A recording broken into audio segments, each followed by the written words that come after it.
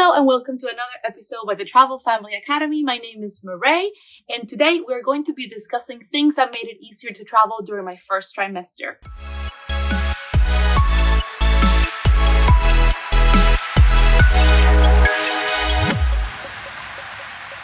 Before we move on, let me just remind you that if you like our content or if you're a parent to be or a parent about to start traveling with your kid, this is the channel to follow. Go ahead and subscribe below and give us a follow and let us know in the comment section if you have any questions regarding traveling with kids. We will do anything and everything possible to answer all your questions after 150 plus flights with both of our toddlers. We have tons of things to share to ensure that your travels are a lot smoother than our first flights with our babies. Now, without further ado, let's go ahead and jump right into it. Things that made it easier to fly during my first trimester. So as a lot of you already know, if you follow us online, by the way, you can find us at Travel Family Academy on Instagram or travelfamilyacademy.com on our blog. We share tons of things regarding all things traveling with kids. And I just announced that I'm expecting my second baby. We are super excited. But of course, this didn't come without some hiccups because the first trimester is not a walk in the park. Okay, disclaimer. Maybe you are one of those awesome, lucky moms that is having a great time during the first trimester. But for the majority of women I have met, including myself for both my pregnancies, the first trimester is just not where it's at. It's just not where it's at. But before I knew that I was pregnant and before we even started trying to get pregnant, we had already booked a trip to Australia. We were super excited for this trip. It was a 2-week trip, jam-packed with activities and a long flight because, Australia is far. I live in Hawaii now, and so going to Australia is a lot shorter than from anywhere else in the world, I would say, unless you're in Indonesia. But it was 11 hours of a flight from Honolulu all the way until our destination in Australia. And actually, we took 3 flights because we don't live in Oahu, so we had to take a small flight there, then the big flight to Australia, and then a final flight until our final destination in Australia. With that being said, once I found that I was pregnant, obviously my first reaction was, because honestly, my first trimester this time around was not for the faint of heart. So before the trip, I spent the majority of the first trimester, or I should say from week 5 until about week 10, which is when we went on this trip, or week 9, in bed. Like I was either in bed or on my couch. I swear to you, I have to get a new couch because there's an indent of my body in it. It was awful. And then of course it came packed with the guilt of having a toddler that needs your attention, that you want to hang out with, and that you just don't have the energy for. I was extremely lethargic, very, very tired. Obviously, my body has all this energy that's being, that's going towards making a baby. But then I was also extremely, I don't want to call it morning sickness. Let's call it all day long sickness. So everything made me nauseous. Everything was disgusting. Couldn't look at food. Was hungry all the time. Just all the things. All the textbook things that you hear that are awful. I had them all. You name them. I had them. And so when it was time to fly, I was really afraid about this next trip because it was such a long flight and it was a really long day. So I prepared by doing a lot of research, and these are the things that helped me out during the flight. So first things first, when you travel with a child, a toddler, you're allowed to bring a bag of snacks. This is your best friend. And I'll tell you why. Before the flight, it was an international flight. The airline had pretty decent food. I booked all my meals ahead of time. So I made sure there was meals that were going to be available to me during the flight, besides all the snacks. But what I found was that my baby did not want any of the airplane food at all. So I ended up having to eat a lot of the snacks I brought, and it was a godsend that I brought so many different snacks and such a variety of snacks because I made a big difference. One of the things that really helped me out was having beef jerky, or biltong as they call it in Australia. I bought some there too that was delicious, but having some beef jerky with me on the flight helped me keep the nausea at bay for a lot of it. It was super helpful. Another thing that really helped me out a lot was having ginger chews. So the ginger chews I had, and you can also have other kinds of ginger candy if you can, stand ginger. It helped me out so much because every time I would feel nauseous, then I would just have that. The downside to that is that for me, the ginger made me a little nauseous. So it took away my nausea, but then it made my stomach upset. So I would have to have the ginger candy and then I would have to eat something. So that was like a weird combination. In my first pregnancy, the ginger candy worked like a charm and that's all I needed. But in this pregnancy, I needed to have the ginger candy and some food with me. I was not able to bring any fruits, which normally would have helped me, like eating an apple would have been fantastic on the flight. But unfortunately, when you fly out of Hawaii, you cannot take any fruit with you. So I was X'd out on that. I did bring some other snacks that were helpful, such as pita chips, which are very like starchy and, something to sort of chew on. I brought the garlic ones. Those were not okay. My body did not want those. I wanted the ones that were bland. I did enjoy eating some chocolates and some cookies as well, but obviously sweet stuff gets old really quickly. At least for me, it did. So the thing that I was able to eat that helped me the most was beef jerky, the ginger chews, the pita snacks for sure.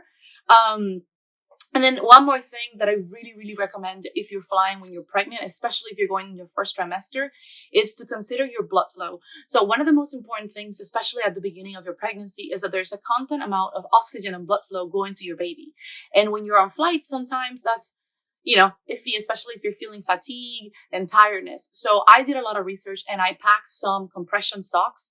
This was a game changer. Before the second flight took off, so like when we were about to start taking off, my right leg started getting numb already. So that was my cue. I put on compression socks and never again did I feel any sort of discomfort in my legs, even when I was not able to put them up. So highly recommend that. If you're traveling with your partner or friend and a baby, or if you're more than 2 people, then try to get seats where you can have an empty seat or the 3-seat row. That way you can sort of extend your legs and give yourself a break from having your legs looking down. Or if you're like me, just put your legs up like on the seat ahead of you. But anyway, just having your legs looking down is going to make it really uncomfortable. You're going to want to get up a lot. So that's iffy. Another thing to consider is that you will have to probably go pee a lot.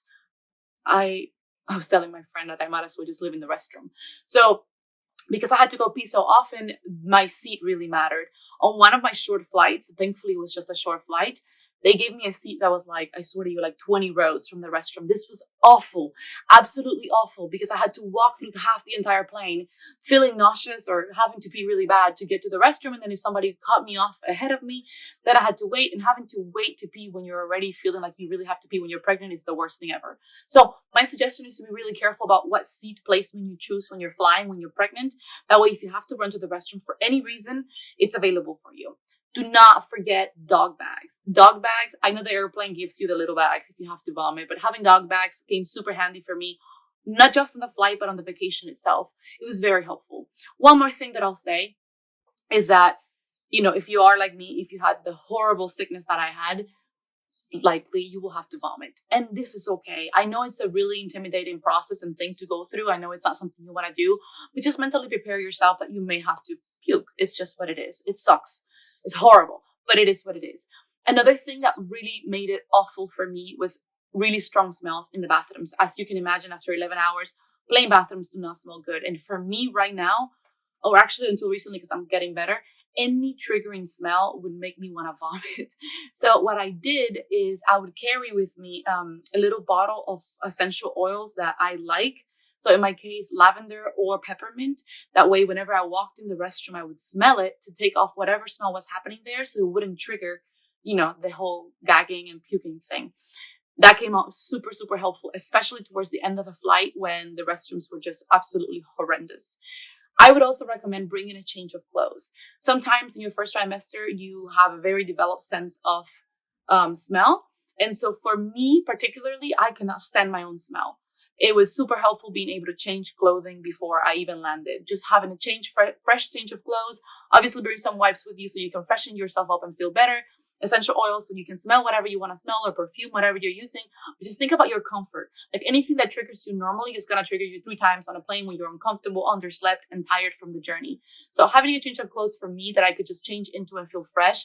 Wipes so I can wipe myself down and sort of, again, feel like I just showered even though I didn't. Definitely pack your toothbrush and toothpaste with you so you can brush your teeth in case you do have to vomit in the bathroom.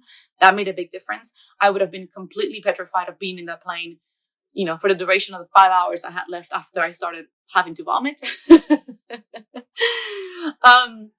Just keep that in mind. Don't forget chapstick. My lips got super dry, more dry than usual during the flight. So having chapstick with me was incredibly helpful as well. And ask for water as much as you can. All airlines offer water, even if it's a budget airline. But if not, just bring your own water. If you're picky about the water you drink, pack plenty of water. I drank a lot of water during the flight, which probably was the reason I ended up having to go pee so many times, but it really helps keep you and your baby hydrated, and hydration is super important during your first trimester, so do not forget to pack water and drink a lot of water on the flight. And last but not least, A lot of airlines do not carry milk. This was a shock for me. So the airlines that I flew, actually I flew the same airline, but I flew two different airlines, Hawaiian Airlines and then Jetstar.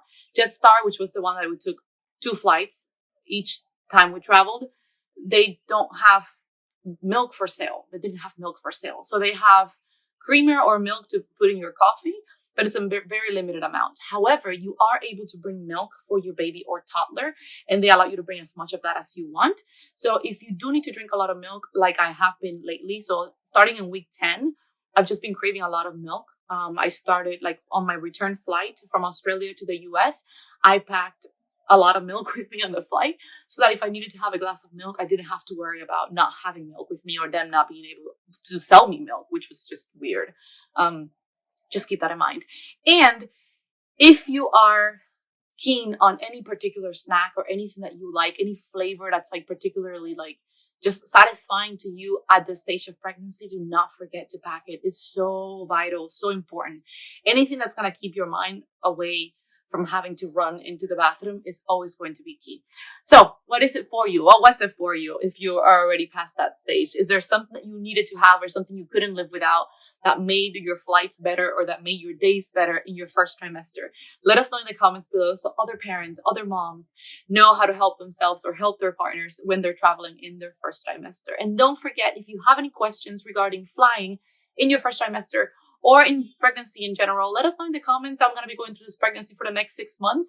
So let us know in the comments. We'll make sure to make videos and let you know so that we can all have smoother travel days, even through pregnancy. Come chat with us on Instagram at Travel Family Academy or come read our blog at travelfamilyacademy.com/blog. See you soon.